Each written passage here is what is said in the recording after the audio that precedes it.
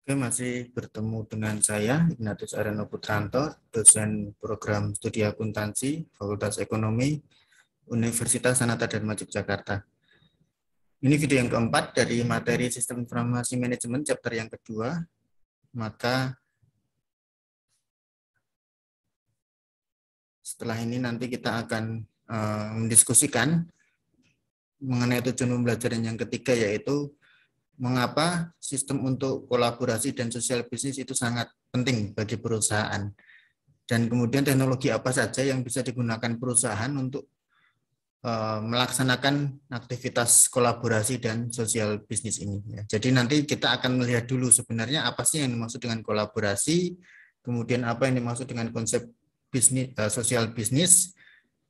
Setelah itu baru kita akan lihat teknologi apa saja yang bisa digunakan oleh perusahaan untuk melakukan kedua hal ini.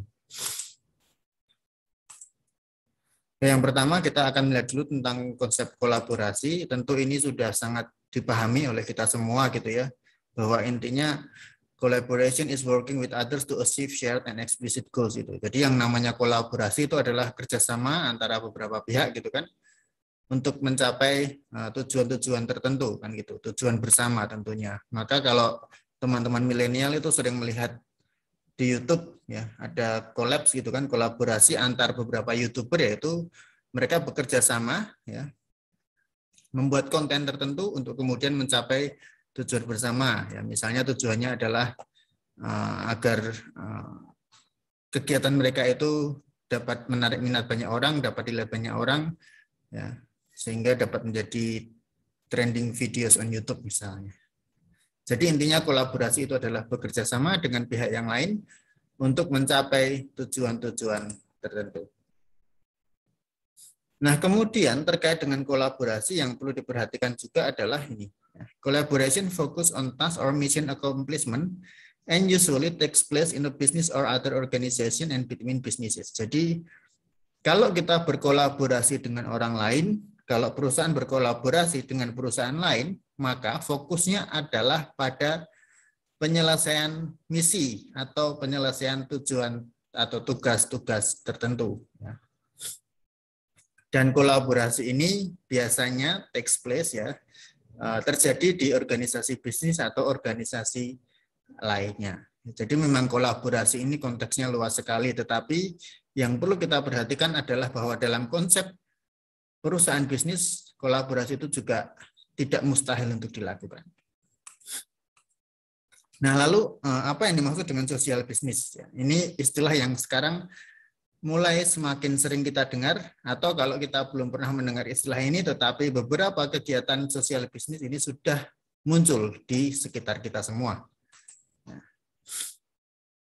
Sosial bisnis itu konteksnya adalah the use of social networking platforms including Facebook, Twitter, and internal corporate social tools to engage their employees, customers, and suppliers. Jadi konsep sosial bisnis ini sebenarnya berangkat dari munculnya penggunaan platform media atau jejaring sosial.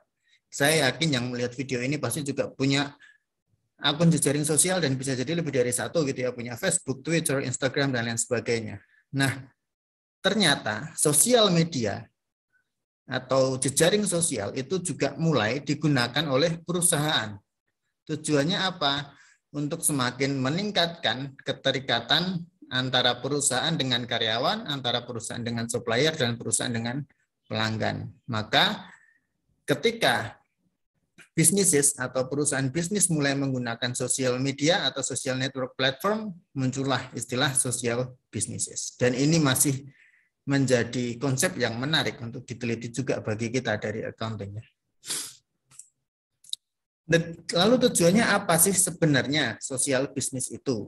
The goal of social business is to deepen interactions with groups inside and outside the firm to expedite and enhance information sharing, innovation, and decision making. Jadi seperti yang tadi saya sampaikan di awal, perusahaan itu melakukan aktivitas berbasis sosial bisnis ini tujuannya adalah untuk semakin memperdalam, semakin menguatkan interaksi baik di dalam perusahaan maupun antara perusahaan dengan pihak luar. Sehingga nantinya beberapa kegiatan itu dapat dilakukan bersama, misalnya terkait dengan berbagi informasi, inovasi, dan pengambilan keputusan. Ya, maka nanti teman-teman bisa eksplor lebih nih. Di sekitar kita, perusahaan-perusahaan itu menerapkan sosial bisnis dalam bentuk apa. Nah, ini beberapa contoh penerapan dari sosial bisnis ya. Yang pertama ada social networks ya. Ini connect through personal and business profile. Jadi kalau misalnya ada perusahaan yang saling terhubung atau terhubung dengan karyawan menggunakan social networking ya, itu masuk dalam penerapan sosial bisnis dengan aplikasi jejaring sosial. Kemudian ada crowdsourcing. Crowdsourcing ini tentu teman-teman sudah sering ya mendengar istilah ini ya. Harness collective knowledge to generate new ideas and solutions. Jadi crowdsourcing ini konteksnya adalah kegiatan yang dilakukan perusahaan untuk mengumpulkan ide-ide atau masukan dari banyak orang ya. Istilahnya crowdsource ya, mengambil ide dari banyak sumber. Ini dulu beberapa perusahaan besar sering menggunakan model ini. Contohnya waktu itu adalah perusahaan otomotif BMW, mereka menggunakan teknik crowdsourcing ini untuk meminta masukan dari customer mereka, desain mobil BMW seperti apa yang mereka inginkan. Kemudian dituangkan dalam bentuk desain yang mereka buat. Kemudian ada shared workspaces ya. Ini terkait dengan berbagi tempat tempat pekerjaan ya. Sekarang juga sering terjadi seperti itu yang memudahkan antar lembaga, antar organisasi untuk bekerja sama menghasilkan konten bersama. Kemudian ada blog dan wiki ya, publish and rapidly access knowledge, discuss opinion and experiences. Jadi teman-teman yang sering nulis blog atau sering baca blog atau kita sering melihat tentang Wikipedia dan lain sebagainya, itu contoh sosial bisnis juga. Ya, tujuannya adalah untuk mempublikasikan pengetahuan-pengetahuan yang dimiliki oleh orang lain sehingga dapat dibaca oleh banyak orang dengan cepat dan informasi dapat terbagi ya, dengan cepat dan jangkauannya lebih luas. Kemudian ada social commerce ya. Ini bagi yang tertarik di bidang e-commerce dan mau meneliti terkait dengan e-commerce dalam sosial media. Ini berkaitan dengan share opinion about purchasing on social platform. Jadi kalau sekarang teman-teman sering melihat misalnya di Instagram, Facebook atau Twitter orang-orang pada berjualan, ya itu sebenarnya masuk konteks social commerce. Saya pun juga melakukan aktivitas e-commerce ya melalui Instagram. Ya. Kemudian file sharing, sekarang juga contoh sosial bisnis lainnya adalah berbagi file. Upload, share, and comment on photos, videos, audio, text dokumen. Kita bisa berbagi file, foto yang kita miliki lewat sosial media, kemudian nanti dikomentari oleh follower-follower kita misalnya. Kemudian ada social marketing, ya. Use social media to interact with customers, derive customer insight. Perusahaan sekarang juga untuk menjangkau pelanggannya, mereka menggunakan social networking, maka muncullah konsep social marketing. Ya. Memasarkan produknya melalui sosial media, dan mereka dapat berinteraksi lebih intens, lebih luas dengan pelanggan mereka. Sehingga pelanggan juga semakin terbuka peluang untuk memberikan masukan-masukan atau insight kepada perusahaan. Kemudian ada juga community, ya, komunitas. Ini semacam forum diskusi online, berbasis jejaring sosial tentu saja. Deskripsinya adalah discuss topics in open forum, share expertise. Jadi apalagi sekarang di era pandemi seperti ini ya, teman-teman sering mengikuti banyak webinar, bisa lewat IG Live, bisa lewat apalagi platform online lainnya. Ya, kalau Twitter itu ada Twitter Space. Intinya adalah saat ini semakin banyak teknologi sosial media atau jejaring sosial yang bisa digunakan untuk forum diskusi. Dan forumnya bisa terbuka, siapapun bisa ikut. Nah, sehingga aktivitas berbagi keahlian atau share expertise ini menjadi semakin besar peluangnya untuk dapat dilakukan. Nah, ini adalah beberapa contoh aplikasi penerapan sosial bisnis. Ini saya yakin sudah banyak sekali muncul di sekitar kita. Hanya mungkin kita baru tahu, oh itu namanya crowdsourcing, oh itu namanya social commerce, dan lain sebagainya. Nah, lalu apa sih manfaat bisnis dari kolaborasi dan sosial bisnis itu sendiri bagi perusahaan? Menurut Loudon, ada berbagai macam manfaat yang bisa didapat oleh perusahaan kalau mereka menerapkan atau melakukan kolaborasi dan sosial bisnis. Yang pertama adalah terkait dengan manfaat dalam hal produktivitas. People interacting and working together can capture expert knowledge and solve problems more rapidly than the same number of people working in isolation from one another.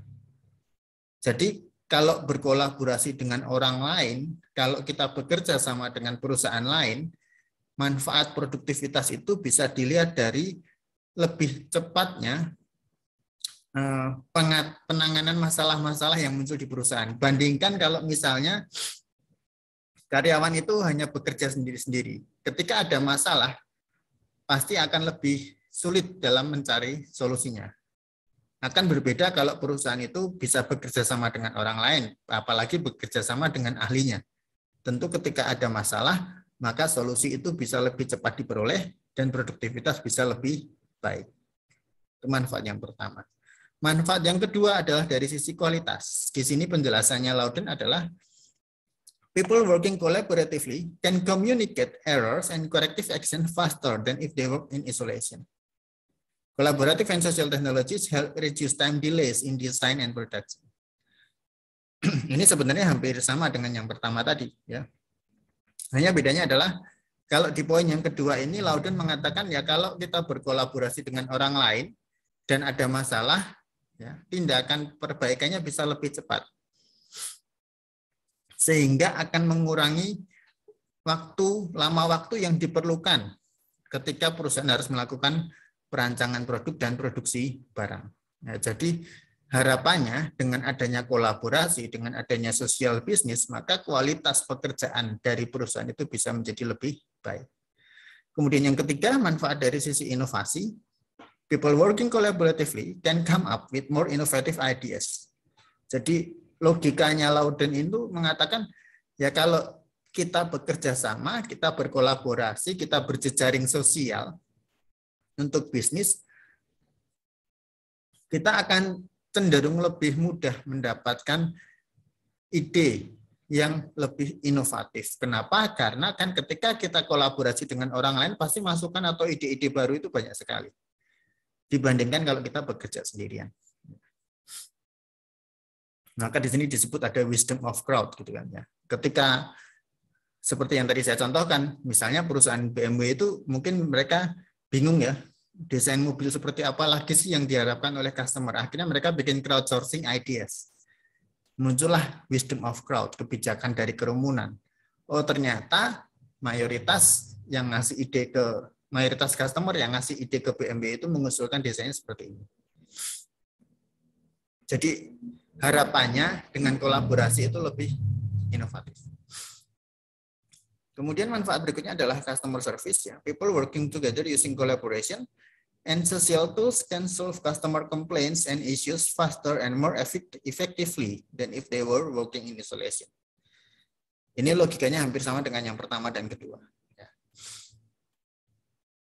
Ketika ada beberapa orang yang berkolaborasi, yang bekerja sama, ya, juga menggunakan social tools, ya, social networking tools tadi, harapannya mereka akan bisa mengatasi masalah yang dialami oleh pelanggan itu dengan lebih cepat.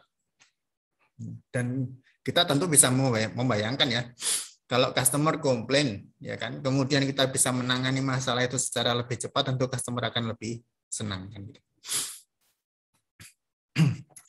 Manfaat yang berikutnya adalah financial performance. Ini dari sisi kinerja keuangan, profitabilitas, penjualan dan tingkat penjualannya.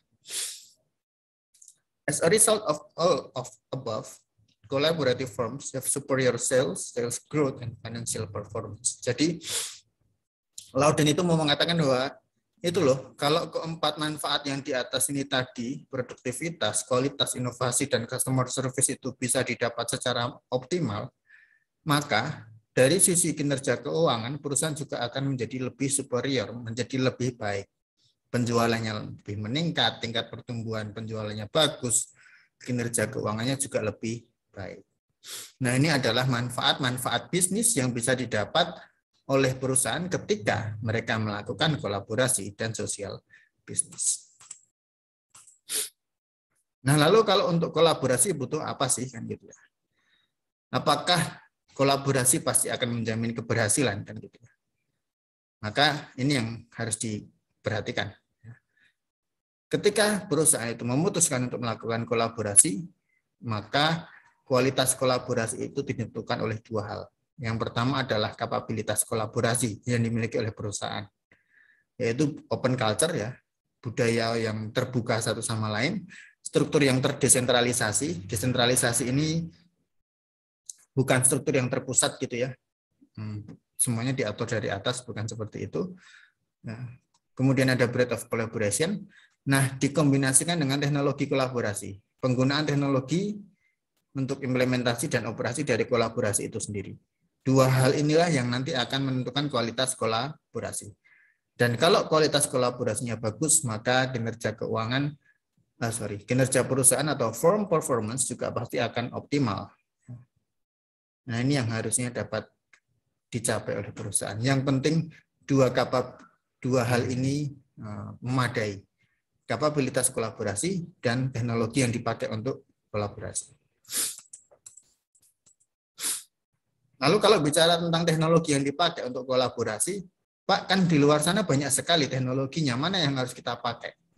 Nah, kalau kita mengalami kesulitan dalam menentukan teknologi yang akan kita gunakan untuk berkolaborasi, maka kita bisa menggunakan kuadran ini. Dilihat dari tempat kerja dan waktu yang akan digunakan dalam berkolaborasi.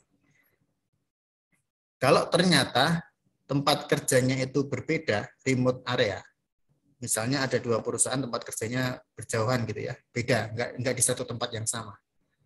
Dan ternyata waktu yang digunakan itu nanti sifatnya sinkronus. Sinkronus itu artinya dua orang ini atau dua perusahaan ini akan berkolaborasi di waktu dan hari yang sama, di jam yang sama. Ya, seperti kalau kita kuliah sinkronus itu berarti dosen dan mahasiswa hadir di jam yang sama. Kalau asinkronus itu bisa kapan saja, tidak harus di jam yang sama.